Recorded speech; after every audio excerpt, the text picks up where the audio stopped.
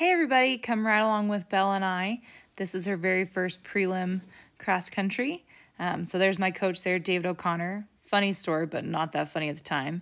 I had actually tried doing a prelim course with Belle just 2 weeks before this, and dressage and show jumping went great, and unfortunately we were eliminated in the cross country because I somehow went out of the start box incorrectly, didn't go through the flags, and I was eliminated. They pulled me up at fence 5, and I was unsure of why they pulled me up, and they said that I'd been eliminated at the start box.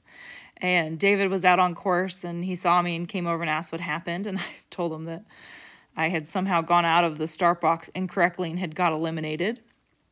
And he was pretty shocked. He said of all the times, he's been around, he'd never heard of that happening, and so we had a good laugh, not so laugh over it.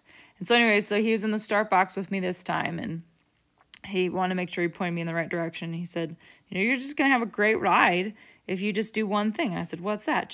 He's like, just go out of the start box correctly. So he was there to make sure I went in the right direction and give me a little bit of moral support. So we're off here, and she is feeling keen.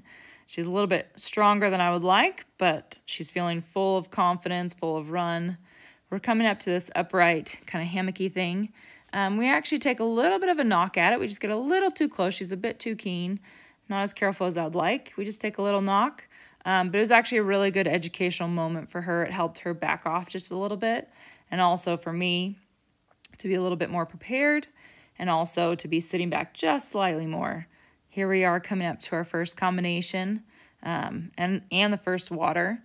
Whenever you move up a level, you can practice at home and you can prepare all you want, but the proof is in the pudding.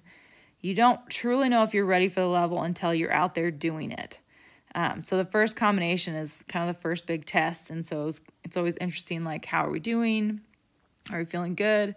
And she was feeling so good. She just took it such in stride and just ate it up. Now we're going to make a little bit of a left-hand turn here to a tricaner, which means it's a log with a ditch underneath it, and she just popped right over it, didn't even look at it. She can sometimes be a little ditchy, and she didn't even give that one a second glance. It was a good feeling. At this point, I'm feeling pretty confident and strong.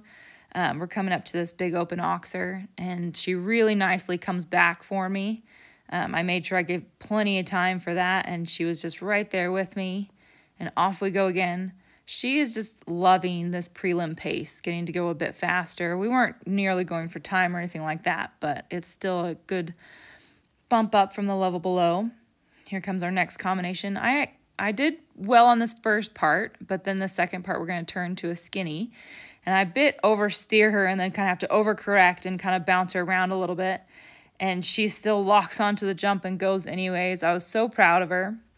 Sometimes when I'm out on course or jumping, I make errors where I, in my mind, think, you know what, if they run out, that's totally fair. That was all my fault there. And that was one of those moments that in my mind I was like, you know what, if she stops at this is my fault and fair on her. And she just locked on and went anyways. Here comes up the second water. She was a little bit backed off on this one, so I needed a little bit of encouragement. But then she saw our combination on the out and just locked on and just popped right over these two angled skinnies. At this point, it's feeling really good. She's just really getting into a good rhythm, nice and forward, but very controllable, really coming back for each of the jumps, making it so fun and feeling so easy. These jumps, when you walk them, they can feel very intimidating. But when you're on a horse like Belle, when you're jumping them, they really feel so small.